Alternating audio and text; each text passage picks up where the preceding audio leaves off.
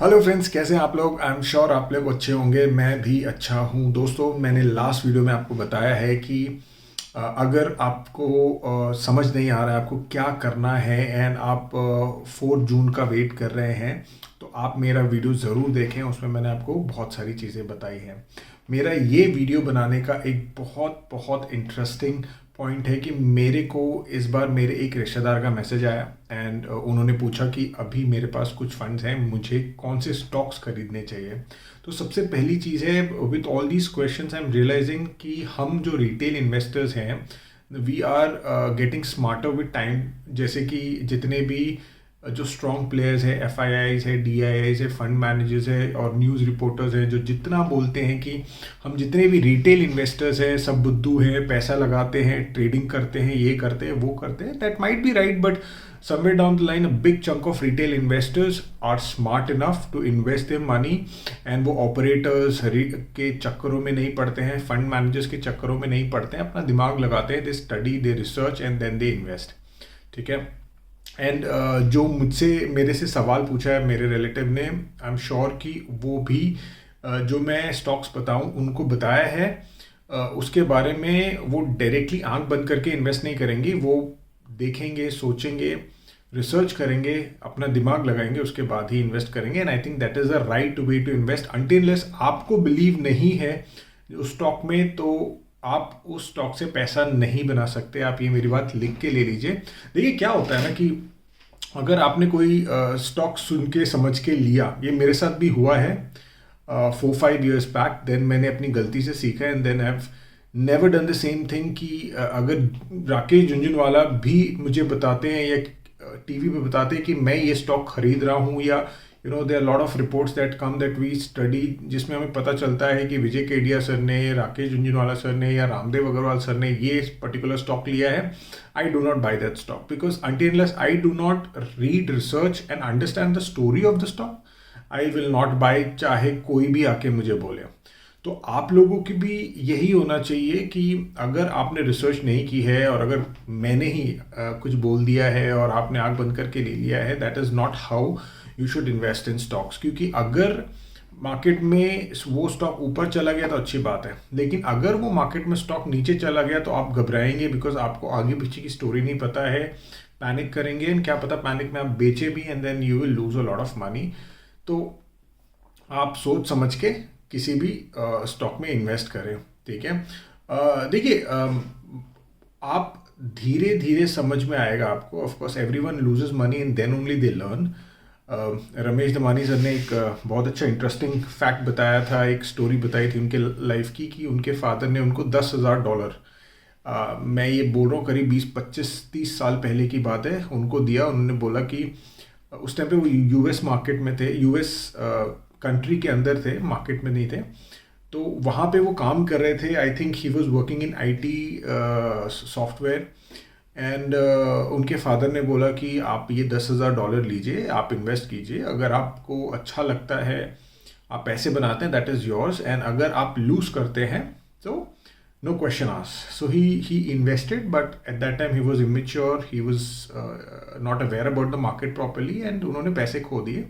तो वो कहते हैं कि I think that was he lost the money, but because of that experience and because of that loss, he got very much interested in stock market, and he said कि वो एक ऐसा पैसा मैंने लूज किया है जहाँ पे मैंने मुझे ऐसा लगता है कि वो काफ़ी सस्ते थे मेरे लिए, बिकॉज उसके बाद उस एक्सपीरियंस से उन्होंने काफ़ी पैसे कमाए हैं। ठीक है। तो आप भी पैसा लूज़ करेंगे, बट अपने स्टडी करते करते लूज़ करेंगे तो अच्छा है। किसी के टिप पे, किसी के सजेशन पे मत लूज़ कीजिए। ठीक है। हाउएवर थोड़ा सा ऑफ द टॉपिक चले गए, बट मैंने कुछ पॉइंटर्स लिखे थे। मैं ऑफकोर्स आपको कोई स्टॉक के बारे में नहीं बताऊंगा, बिकॉज स्टॉक के बारे में बताना सही भी नहीं है, बट हाँ, मैं आपको इंडस्ट्री के बारे में बताऊंगा जिसमें आप फोकस कर सकते हैं, स्टडी कर सकते हैं कि उस इंडस्ट्री में कौन कौन से स्टॉक्स आप ले सकते हैं और फ्यूचर के लिए रख सकते हैं। देखिए क्या होता है ना, इंडस्ट्री की स्टोरी की अगर हम बात करें तो कुछ टाइम के लिए वो उस इंडस्ट्री के स्टॉक ना चलें, ठीक है, बट आप ये समझ के चलिए कि अगर उस इंडस्ट्री के स्टॉक उस टाइम के लिए नहीं चल रहे हैं तो that is not a bad phase, that is a phase for you to accumulate stocks. Imagine कीजिए कोई ऐसा स्टॉक है जिसका पी बहुत हाई है, which is very costly stock, PB भी बहुत हाई है, बट आपको ऐसा लगता है कि वो इंडस्ट्री अगले 20 25 30 साल में बहुत अच्छी ग्रो करेगी। मतलब अगर इंडस्ट्री 10-15% से ग्रो करेगी तो कंपनी कम से कम 20-25% से ग्रो कर सकती है, बट अभी वो बहुत महंगी है एंड प्रॉबेबली ऐसा भी है कि शायद उस इंडस्ट्री के स्टॉक्स नहीं चल रहे हैं। तो आपको क्या करना चाहिए? निकल के दूसरे स्टॉक में जाना चाहिए जो चल रहा है? नहीं, that is not how long term investor thinks. आपको, मुझे ऐसा लगता है, जो मेरी स्ट्रैटेजी है कि मैं उसको एक्यूमुलेट करता हूँ। एक्यूमुलेशन में मुझे शायद 6 महीने लग जाए, 1 साल लग जाए, because I will buy slowly as and when I get fund. अगर मैं कोई स्टॉक हार्डली बेचता हूँ, बट अगर इनकेस बेचता हूँ then I reallocate that money. तो ओवरऑल कहने का मेरा मतलब ये है कि मैं आपको जो स्टॉक बता रहा हूँ वो लंबे समय के लिए बता रहा हूँ, और अगर वो उस इंडस्ट्री के स्टॉक अभी नहीं चल रहे हैं तो आप ऐसा मत सोचिएगा कि अरे यार अभी तो वो स्टॉक नहीं चल रहे हैं, मैं क्या करूँ, शायद ये एडवाइस ही गलत है। नहीं, एडवाइस गलत नहीं है, आपकी स्ट्रैटेजी अलग हो सकती है, मेरी स्ट्रैटेजी अलग हो सकती है, मेरा फोकस और मेरा विजन थोड़ा लंबा हो सकता है, आपका थोड़ा छोटा हो सकता है विजन। तो आपको अपना विजन और अपने हिसाब से चलना चाहिए। अगर आपका भी विजन लंबे समय का है देन ऑफ कोर्स मुझे लगता है कि आप भी मेरी बात से सहमत होंगे। अगर आप नहीं होते, कुछ है बात ऐसी जो आपको ऐसा लगता है कि नहीं नहीं that is not how things work, तो आप प्लीज़ कमेंट बॉक्स में ज़रूर लिखिएगा, ठीक है। तो आइए बात करते हैं। सबसे पहली इंडस्ट्री में बात करूंगा वो है फाइनेंस की इंडस्ट्री। देखिए, फाइनेंस में सिर्फ बैंकिंग एंड एनबीएफसीज नहीं आते हैं। बैंकिंग के कुछ एग्जांपल बता देता हूं। मैं ये स्टॉक रिकमेंड नहीं कर रहा हूं, just giving an example to make you understand banking stocks. जैसे कि आपके आई एम श्योर आपके अकाउंट्स होंगे, आईसीआईसी में होंगे, एचडीएफसी में होंगे, कोटक में होंगे, गवर्नमेंट बैंक्स में होंगे, जैसे कि एसबीआई हो गया, कैनरा हो गया, ठीक है, बैंक ऑफ बड़ौदा हो गया, and all those companies have got their stocks. ये बैंकिंग इंडस्ट्री के स्टॉक्स हैं। फिर एनबीएफसीज के स्टॉक्स के एग्जांपल दे देता हूँ आपको, जैसे कि बजाज फाइनेंस हो गया, अभी जियो फाइनेंशियल्स आ गए। ये जितने भी हैं ये सारे एनबीएफसीज में आते हैं, ठीक है। ये दोनों का काम एक ही जैसा होता है, but bank is on a wider range है, ठीक है। It's more stable in terms of company, and NBFC के पास कोई सेविंग करंट अकाउंट नहीं होता है, दे ओनली लेंड मनी, ठीक है। उसके बाद आता है एएमसी। जितने भी होते हैं, जितने भी कंपनीज होती हैं जो आपके लिए म्यूचुअल फंड कंपनीज होती हैं, जो आपका फाइनेंस हैंडल करती हैं, they also come into finance, and of course stock brokers, जैसे कि just for an example Motilal Oswal हो गया, it's like a stock broker only. या फिर आपका ग्रो हो गया, Groww is not yet come but it is a stock broker. Angel One हो गया, वो लिस्टेड है, but I am not, these are not recommendation, these are just example for you to understand कि मैं इस industry में कौन कौन से कैसे कैसे सब सेक्शंस है, ठीक है।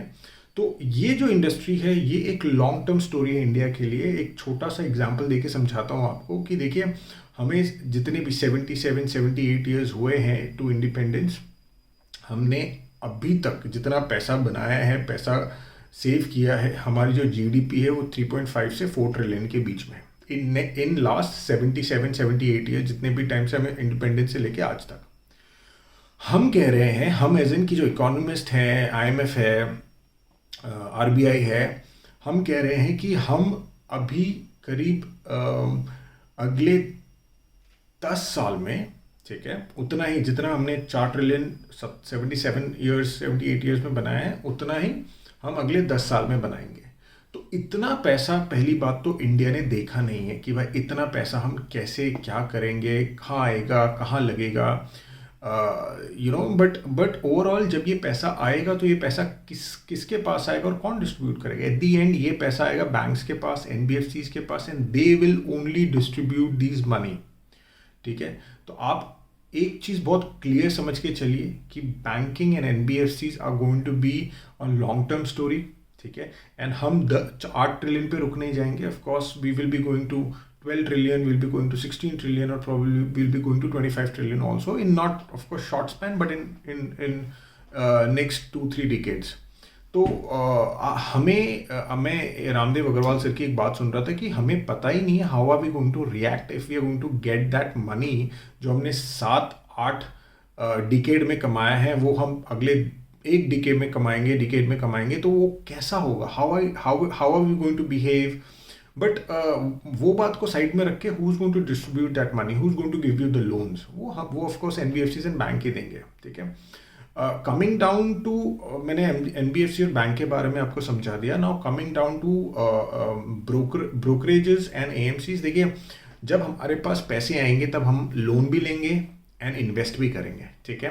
हमारा पर कैपिटा इनकम अभी $2,500 के आसपास है पर एनम, और हम अभी भी 30,000 करोड़ रुपए हर महीने म्यूचुअल फंड्स में डाल रहे हैं एज एन SIP.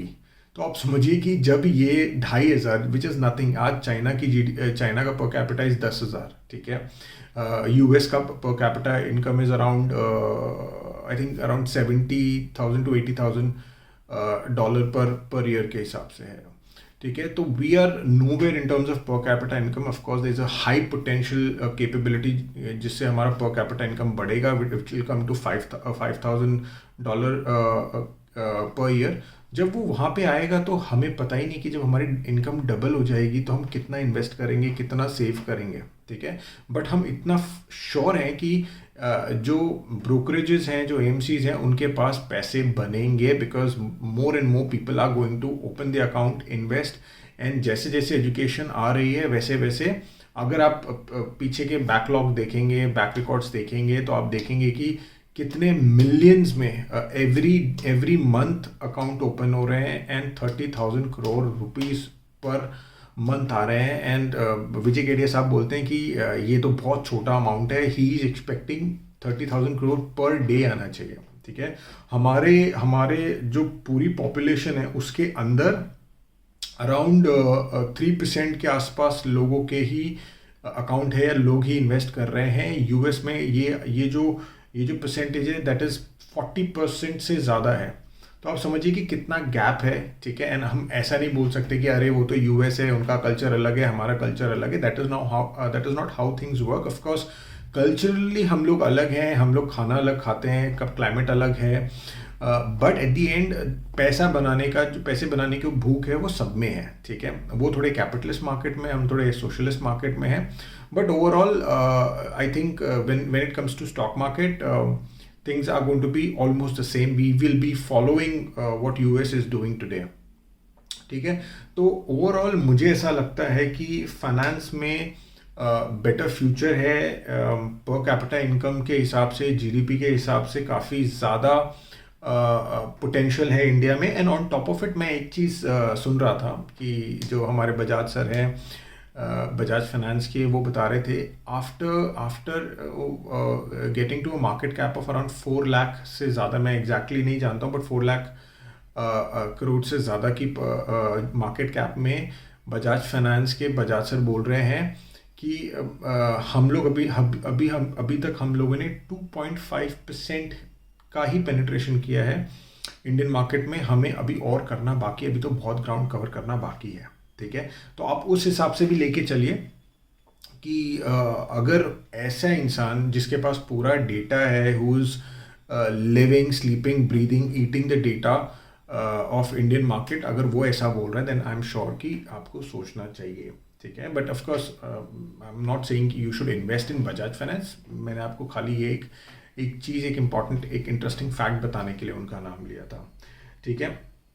ऑल्सो अगर आप अभी देखेंगे, बहुत इम्पॉर्टेंट बात यह है कि जो जितने भी फाइनेंशियल रिलेटेड स्टॉक्स हैं, उन जैसे बैंकिंग हो गए, एनबीएफसीज हो गए, वो अभी बहुत अच्छे वैल्यूएशन पे मिल रहे हैं. वो स्टॉक चल नहीं रहे हैं. तो मैंने आपको स्टार्टिंग में ही बताया था कि अगर कोई स्टॉक नहीं चलता है, ठीक है, और इंडस्ट्री अच्छी है, फ्यूचरिस्टिक है, स्टॉक्स फंडामेंटली स्ट्रांग है, then this is a good time for you to accumulate as many stocks as possible. ठीक है. तो आई थिंक फंडामेंटली स्टॉक अच्छे हैं, अच्छे वैल्यूएशन पे मिल रहे हैं. अगर आप देखेंगे कि इनका इनका वैल्यूएशन आप पी वाइज चेक कीजिए, ऑल टाइम लो भी चल रहा है काफ़ी अच्छे अच्छे स्टॉक्स का, जो कि फंडामेंटली काफ़ी स्ट्रांग है। सो आप एक बार सोचिए समझिए इन सारे स्टॉक्स को लेके फंडामेंटली आप देखिए।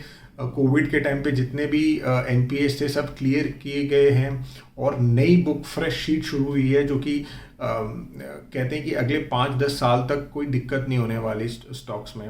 एंड अभी वो चल भी नहीं रहे हैं, काफ़ी बड़े बड़े स्टॉक्स अपने ऑल टाइम लो पे भी आ गए हैं। All time low in the sense in terms of P wise काफ़ी लो पे आ गए हैं। तो आप देख सकते हैं, समझ सकते हैं कि फाइनेंशियल इंडस्ट्री में आपको जो भी बैंकिंग में अच्छा लग रहा है कुछ, या एनबीएफसी में अच्छा लग रहा है कुछ, या एएमसी में अच्छा लग रहा है कुछ, या ब्रोकरेज कंपनी में अच्छा लग रहा है, आप अपने हिसाब से स्टॉक्स देखिए जो फंडामेंटली अच्छे हो। ठीक है, अगर आपको कोई रिकमेंडेशन चाहिए होगी तो आप मुझे कमेंट में लिखिएगा। I will not give you recommendation, but I will of course give you more details about a stock that you're looking for. Okay. Coming to my other industry, जो कि मुझे ऐसा लगता है कि IT industry is also a long term story. ठीक है, IT industry कभी भी बंद नहीं होगी, मैटर ऑफ फैक्ट बड़ी बड़ी होती जाएगी। बड़ी इन द सेंस कि उसका बजट पर ईयर एनुअली बढ़ता जाएगा, एंड ग्लोबली बढ़ता जाएगा, सॉरी एनुअली नहीं। एंड इम्पॉर्टेंट बात यह है कि उसमें इंडियन मार्केट, जो इंडियन आईटी स्टॉक हैं, वो बहुत इम्पॉर्टेंट रोल प्ले करते हैं। कैसे प्ले करते हैं, आप एक चीज़ समझिए कि अगर आईटी में अगर हम जेन एआई की ही बात करते हैं, of course I have got lot of friends, I have understood this industry in detail की अगर आप जेन एआई की बात करते हैं तो उसको जो उसमें जो चेंजेस लाएगा, उसको जो इंट्रोड्यूस करेगा, that is all Indian companies only. और अगर आप आईटी कंपनीज के जो क्वार्टरली कॉन कॉल्स हैं या इंटरव्यूज है वो सुनेंगे, they all are focusing on Gen AI, but of course focusing it is an additional industry that is open for IT. आप ये समझिए, there are many people who are saying कि अरे यार शायद ऐसा होगा, शायद वैसा होगा, शायद आईटी इंडस्ट्री डूबेगी।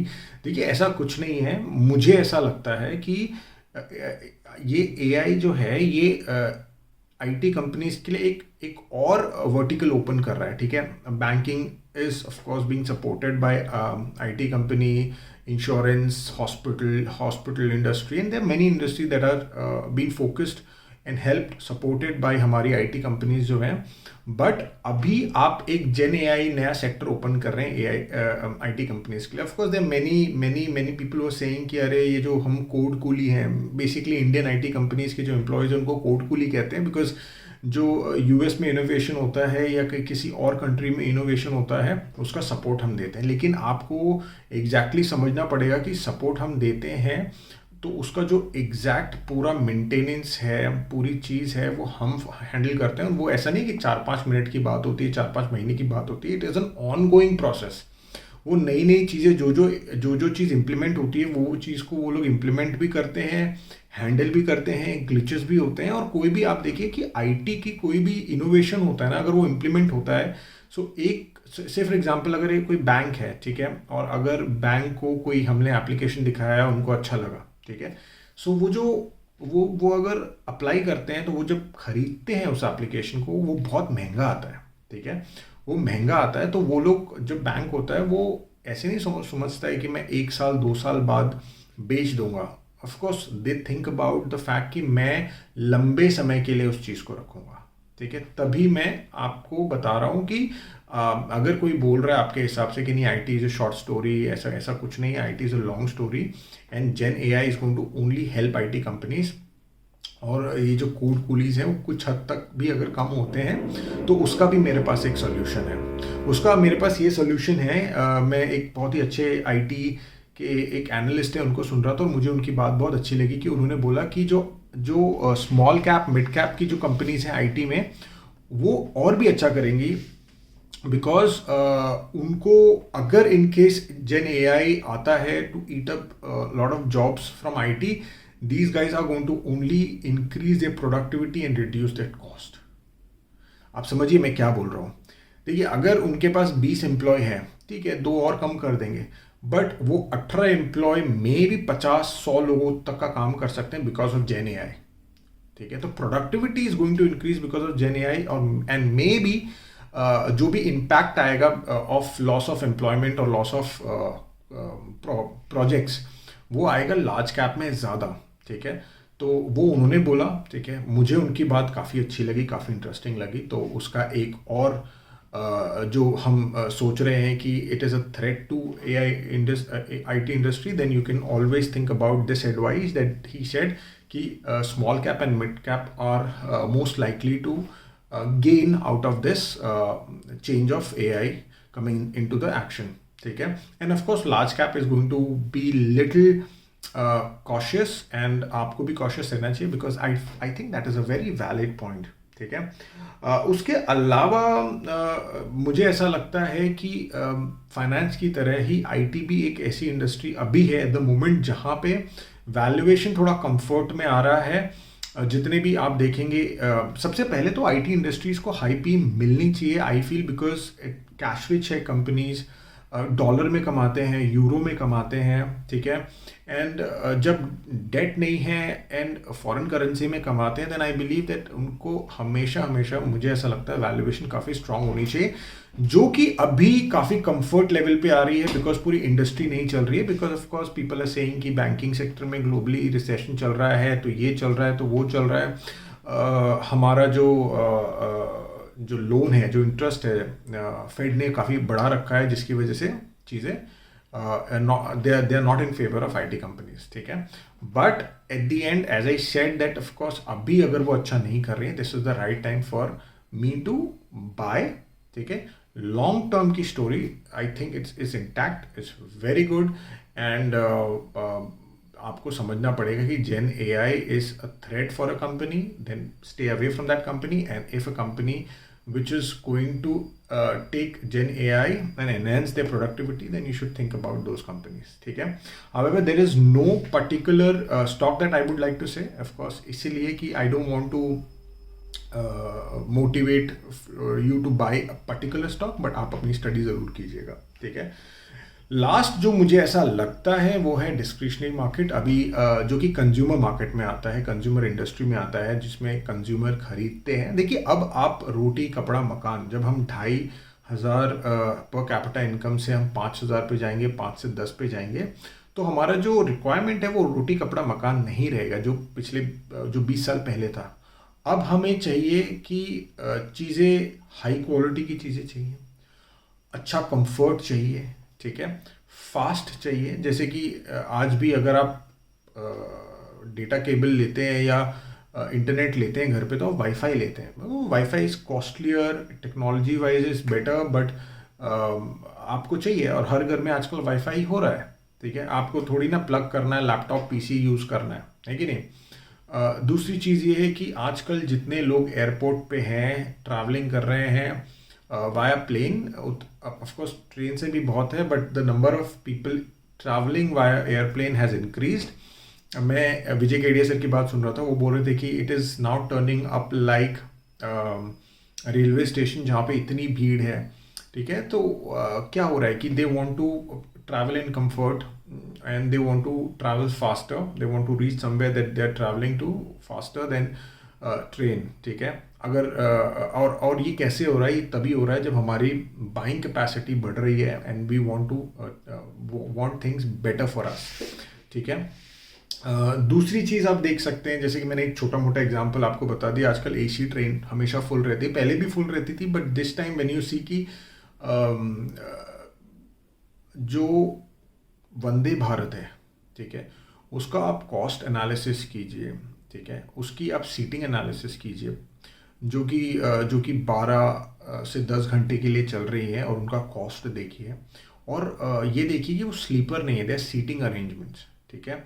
तो उसमें क्या हो रहा है कि जब कॉस्ट बढ़ रहा है एंड सीट ज़्यादा है, देन आप ये देखिए कि आपको, ऑफकोर्स मैं ये भी बता रहा हूँ कि ट्रेन इंडस्ट्री में भी अच्छी चीज़ें हो रही हैं, but at the end what I am just trying to say is कि चीज़ें कॉस्टली हैं, कंफर्ट ज़्यादा है, and people are liking those things, ठीक है। आपके पास सेम ऑप्शन है कि आप वंदे भारत से ना जाएं और दूसरी ट्रेन से भी जाएं, बट वंदे भारत से भी लोग जा रहे हैं, एंड आई बिलीव कि अगर इससे भी कॉस्टलियर ऑप्शन आएगा तो भी लोग ट्रैवल करेंगे, if it is better, comfort wise, faster. तो लोगों के पास आज पैसे की कमी नहीं है। सो जो डिस्क्रिशनरी स्पेंडिंग है वो काफ़ी अच्छी होने वाली है। अगर आप अल्कोहल की बात कर रहे हैं तो people would like to have better quality of alcohol. अगर आप हॉलीडेज़ की बात कर रहे हैं तो people would like to go for international.